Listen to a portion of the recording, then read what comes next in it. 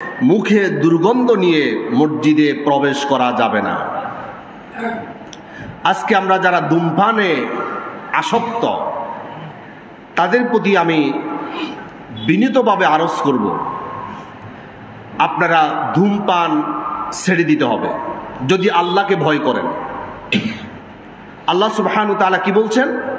সূরা বাকারার 195 নম্বর আয়াত, ওয়ালা তুলকু বিআইদিকুম ইলাত তাহলুকা, তোমরা নিজের হাতে নিজেদেরকে ধ্বংস করো না।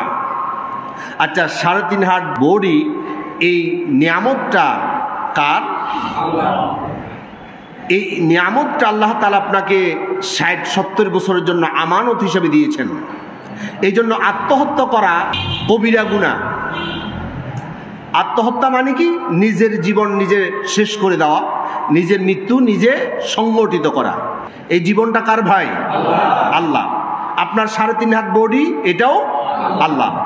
এই জীবনটা আল্লাহর হওয়ার কারণে আমরা এই জীবনটাকে নষ্ট করতে পারি না, এই জীবনটাকে ধ্বংস করতে পারি না, আমরা নিজেদেরকে হত্যা করতে পারি না। কারণ হত্যা করার অথরিটি আমাকে দেওয়া হয় নাই, কারণ জীবনটা তো আমার নয়, জীবনটা কার? আল্লাহর দান। এই আল্লাহর দেওয়া জীবনটা আল্লাহ যখন ইচ্ছা করবে তিনি তখন মৃত্যু দিবে, তখন তিনি এটাকে নষ্ট করবে, এটাকে ধ্বংস করবে। এর আগে আমি আপনি এটা করতে পারবো না। একইভাবে আপনার 3.5 হাত বডির ভিতরে এমন কোনো কাজ করতে পারবেন না যেটা আপনাকে আল্লাহ তাআলা অধিকার দেয় নাই। এখন ধূমপান যে মানুষের হাড়ের সমস্যা করে, ফুসফুস নষ্ট করে, মানুষের দেহের ক্ষতি করে, এটা নিয়ে কেউ কি দ্বিমত করেছে? সবাই আমরা একমত ধূমপান ক্ষতিকর। তাহলে এই 3.5 হাত বডি, এই নিয়ামতটা কার? আল্লাহর। এই জন্য আল্লাহ বলছে, ওয়ালা তুলকু বিআইদিকুম ইলাত তাহলুকা, নিজের হাতে নিজেকে ধ্বংস করবে না, নিজের ক্ষতি নিজে করবে না। এটা একটা কবিরা গুনাহ। আপনি দেখেন কয় দিকে ক্ষতি করতেছেন। একদিকে আপনি দেহের ক্ষতি করতেছেন ধূমপান করে, আরেক দিকে আপনি ধূমপান ক্রয় করার ক্ষেত্রে যত টাকা পয়সা আপনি ব্যয় করতেছেন, এটা কোন পথে যাচ্ছে? হালাল পথে যাচ্ছে না হারাম পথে যাচ্ছে? হারাম পথে। কিয়ামতের ময়দানে রাসূল পাক সাল্লাল্লাহু আলাইহি সাল্লাম বলেছেন, 5টা প্রশ্নের উত্তর না দেওয়া পর্যন্ত একজন মানুষ তার পার কদম নাড়াতে পারবে না। তার মধ্যে একটা হচ্ছে আপনি কোন পথে ইনকাম করেছেন, আবার কোন পথে ব্যয় করেছেন। আপনি ইনকাম করেছেন হালাল পথে, এরপর আপনি যা ইচ্ছা তাই করে আপনি এটা খরচ করবেন, এই অথরিটি ইসলাম আপনাকে দেয় নাই। আপনি কোন পথে ব্যয় করেছেন এটার হিসাব আল্লাহকে দিতে হবে। সুতরাং আপনি যে হারাম ধূমপান করার জন্য আপনি যে টাকাটা এখানে ব্যয় করতেছেন, এটা কি হালাল পথে যাচ্ছে না হারাম পথে? হারাম পথে। এই জন্য আমরা পারতপক্ষে কাউকে যদি মেহমানদারি করাই, আমরা ধূমপানের পয়সা দিই না। আপনি যদি ধূমপান করেন, আপনার টাকা দিয়ে আপনি খান। মনে রাখবেন, আপনার টাকা দিয়ে কাউকে ধূমপান করাবেন না। জর্দা খাই এমন কাউকে পান খাওয়াবেন না। জর্দা খাওয়াও হারাম, ধূমপান করাও হারাম। দলিল কি? দলিল রাসূলের হাদিস। রাসূলুল্লাহ বলছেন, কুল্লু মুসকিরিন হারাম, প্রত্যেক নেশাদ্রব্য জিনিস হারাম।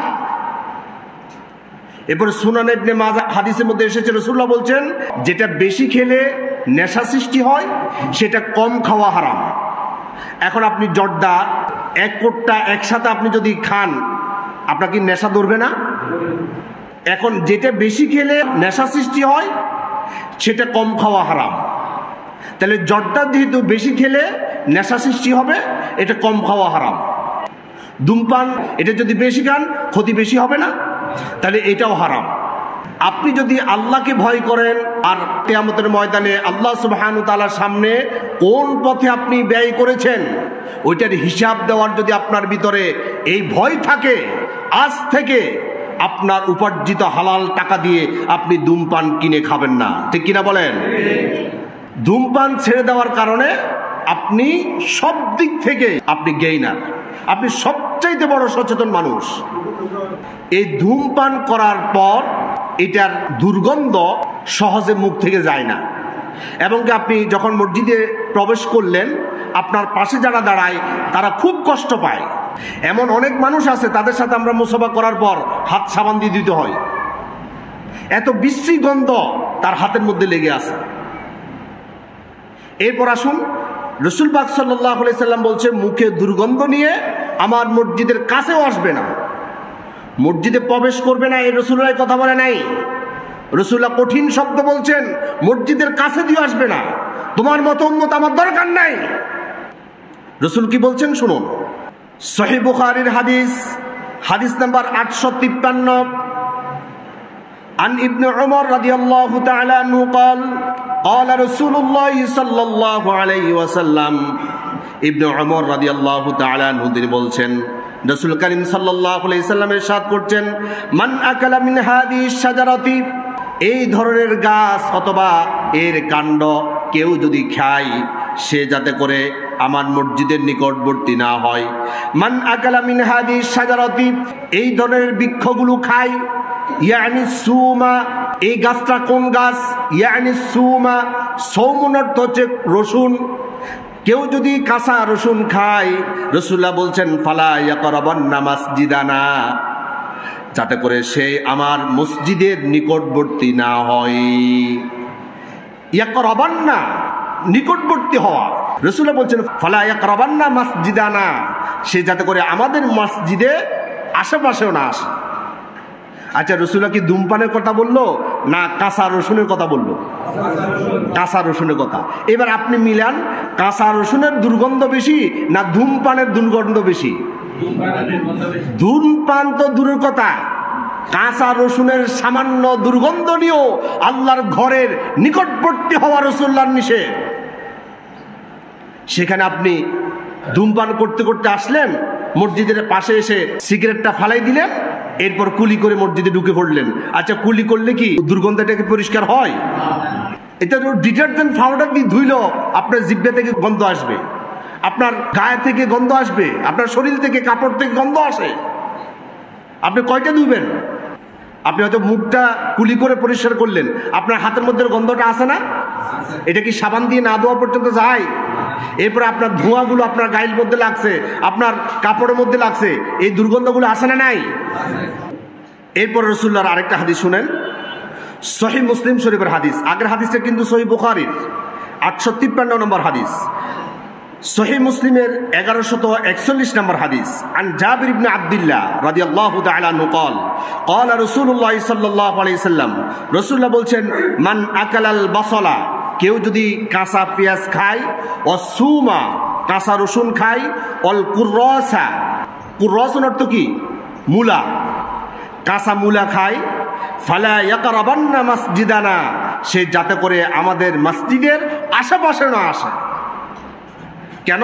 এবার রাসূলুল্লাহ ব্যাখ্যা করছেন, ফাইনাল মালাইকাতা তাতাআযা, কারণ মালাইকাতরা ফেরেশতারা কষ্ট পায়, মিম্মা ইয়াতাআযা মিনহু বানু আদম, বনি আদমরা যে বিষয়গুলোতে কষ্ট পায় আল্লাহর ফেরেশতারাও ওই বিষয়গুলোতে কষ্ট পায়। এখন আপনার পাশে ধূমপানকারী ব্যক্তি নামাজ পড়তেছে, তার দুর্গন্ধ আপনাকে কষ্ট দিচ্ছে কি দিচ্ছে না? দারুণভাবে কষ্ট দিচ্ছে। এইভাবে যে একজন মানুষ যেভাবে কষ্ট পায়, ফেরেশতারাও এইভাবে কষ্ট পায়। মসজিদের প্রত্যেকটা কাতারে একেবারে রন্ধ্রে রন্ধ্রে ফেরেশতা আছে না নাই? আপনার দুই কাঁধে দুইজন ফেরেশতা তো আপনার সাথে সর্বক্ষণিক আছেই।